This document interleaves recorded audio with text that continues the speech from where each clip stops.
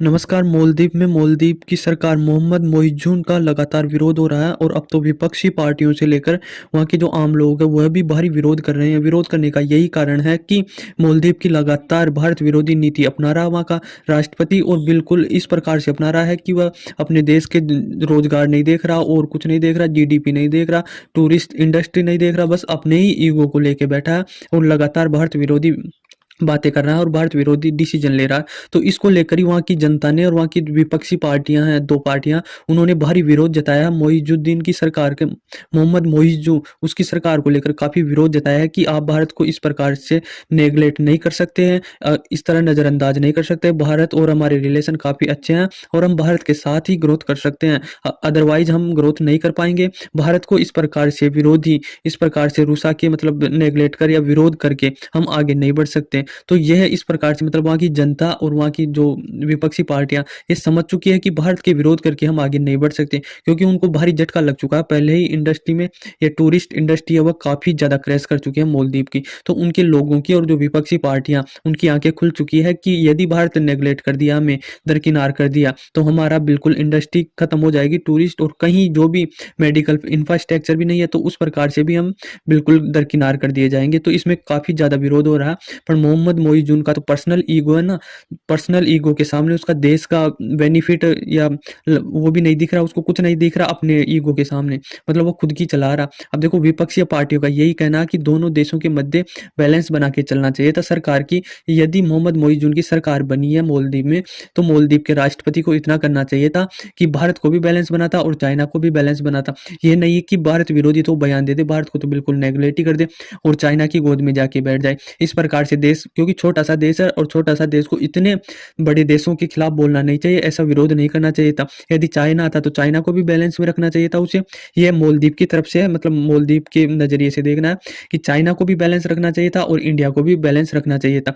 तो चाइना की ज्यादा वो कर रहा हुआ, मतलब चमचा बना हुआ चाइना का ज्यादा, और भारत को इस प्रकार से दे रहा, तो फिर भारत को भी झटका देना। जबकि भारत का ऑफिशियली कुछ आया नहीं है मालदीव के बारे में कि ला भाई प्रधानमंत्री ने कुछ कहा मालदीव के बारे में, या इवन वो भी हमारे जो विदेश मंत्री एस जयशंकर, उन्होंने भी कुछ नहीं बोला था। अभी विदेश मंत्री से बात हुई थी मालदीव के, वह भी सोशल मीडिया पर फोटो डाली थी, ऐसे स्टेटमेंट बाहर निकल के कुछ भी नहीं आया कि क्या बात हुई क्या नहीं हुई। बस इंस्टाग्राम पे उन्होंने पोस्ट डाली थी, दोनों बातचीत हुई थी, टेबल टॉक हुई थी। तो इस प्रकार से दोनों बातचीत कर रहा है। पर ये मोहम्मद मोइज़ुन मतलब पब्लिकली वो कर देता है, पब्लिकली मतलब चेतावनी दे देता है, भाई भारत ये कर रहा है, भारत हमारे देश में 15 मार्च से पहले निकल जाए। तो इस प्रकार से ऐसा नहीं करने से उनके विपक्षी पार्टी और वहाँ की जनता का यही कहना। देखो भारत विरोधी रुख अपनाने से देख मालदीव को सीधा सीधा नुकसान है। और वही ये भी बोल रहे हैं कि जो हमारे भारत विरोधी ये कर रहा है ना, ये हमारे विकास में रोड़ा बन सकता, क्योंकि भारत हमारे साथ होगा ना तो हमारे देश का काफ़ी विकास होगा। विकास कैसे होगा कि हमारे देख मेडिकल इंफ्रास्ट्रक्चर मालदीव में इतना नहीं है, तो भारत उसके पास में पड़ता है। तो जो भी कुछ ज़्यादा दिक्कतें आती है, कुछ ज़्यादा हो जाता है, ज़्यादा बीमारी हो जाती है, ज़्यादा पेशेंट हो जाते हैं, तो मालदीव से भारत शिफ्ट हो जाते हैं जो भी मरीज होते हैं, और उसका भारत मतलब अच्छे से इलाज करके देता अपने नागरिकों को जैसे। तो मालदीव को एक ही ये फायदा था, मेडिकल में फायदा था। टूरिस्ट इंडस्ट्री काफ़ी ज़्यादा थी, मतलब 30-40% भारत के ही नागरिक जाते थे मालदीव छुट्टियां मनाने, तो उसकी इकोनॉमी में काफ़ी ग्रोथ मिलती थी, वहाँ के नागरिकों को रोजगार मिलता था। तो वहाँ के जो नागरिक हैं अब विरोध कर रहे हैं, वह यही बोल रहे हैं कि भारत को हमें बहुत मतलब अच्छा विकास मिलता था। अब देखो वहाँ के जो प्रशासन है ना, अभी चल ही रही है भारत विरोधी, लगातार बातें कर रहे हैं वहाँ के राष्ट्रपति। तो वहाँ के प्रशासन का कहना है कि अभी हाल ही में चाइना के एक जहाज को मालदीव के तट पर देखा गया, वहाँ के नागरिकों का ये कहना है और वहाँ के जो प्रशासन है उनका कहना है। अब देखो वहाँ का ये सुन के, ये खबर सुन के भाई चाइना का जहाज मालदीव के किनारे आ गया, तो वहाँ के विपक्षी पार्टियां लगातार विरोध कर रहे हैं।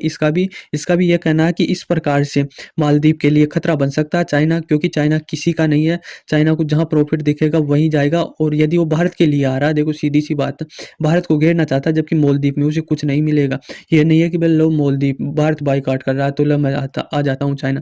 चाइना को कोई मतलब नहीं है, वो भारत को घेरना चाहता है, इसीलिए मालदीव पे आ रहा, और मालदीव इसीलिए खतरे में पड़ सकता है। तो वहाँ की विपक्षी पार्टी का यही कहना है कि इस प्रकार से इंटरफेयर मत कराओ चाइना इस प्रकार से जहाज़ों को मत बुलाओ, क्योंकि यह इंटरनेशनल जो हमारी मतलब सुरक्षा है उसको खतरा हो सकता है, चाइना कुछ भी कर सकता। देखो जो राष्ट्रपति है ना मालदीव के, वहाँ के लोगों से यह बोल के चुनाव जीते हैं कि मैं अगर जीत गया तो मैं भारत के जितने भी सैनिक है 70-72 उनको देश से बाहर निकाल दूंगा। तो वह चुनाव जीत भी गए। तो वह लगातार ये कोशिश कर रहे हैं कि भारत के जो सैनिक है उनको मैं बाहर निकाल दूँ और मतलब जो भी है ये सैनिक उसको बाहर निकालने की हर संभव कोशिश कर रहे हैं।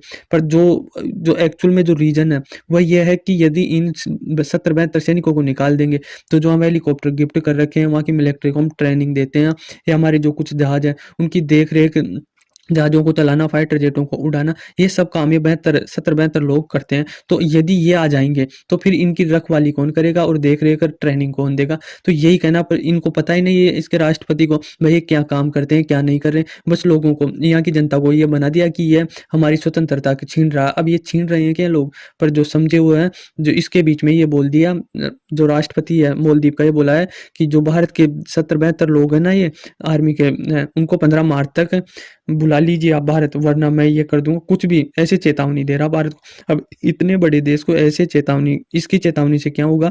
पूरा एग्रीमेंट है, एग्रीमेंट पूरा होगा तभी ही भारत के वो आएँगे, मतलब पूरा पेपर वर्क होगा तभी तो आएँगे ना। और कुछ हो सकता है, कुछ क्या हो जाए, कब का क्या हो जाए, मतलब मालदीव को कुछ वो नहीं कर रहा, मतलब ये चाइना की गोद में चला जा रहा और चाइना इसको ऐसा झटका देगा कि ये मतलब संभल नहीं पाएगा। इसके बारे में पूछा ना मोहम्मद मोइज़ुन को कि ये बार चाइना का लगातार इंटरफेयर बढ़ रहा, मालदीव में आ रहा, तो उसके और राष्ट्रपति ने ये बोला कि हम हमारे जो भी मित्र देश हैं, उनका स्वागत हम हमेशा करेंगे, जो भी वहाँ के टूरिस्ट आएँगे, जहाज आएँगे, उनकी लगातार ये करेंगे। तो यह लगातार भारत विरोधी बयान कर रहा। अब देखो इसके ईगो इतना बड़ा हो चुका है कि इसके नागरिक, जो मालदीव के नागरिक है ना, वो भी इसके ईगो के नीचे आ चुके हैं। जो देश की मान सम्मान है वो भी इसका पर्सनल ईगो के नीचे आ चुका।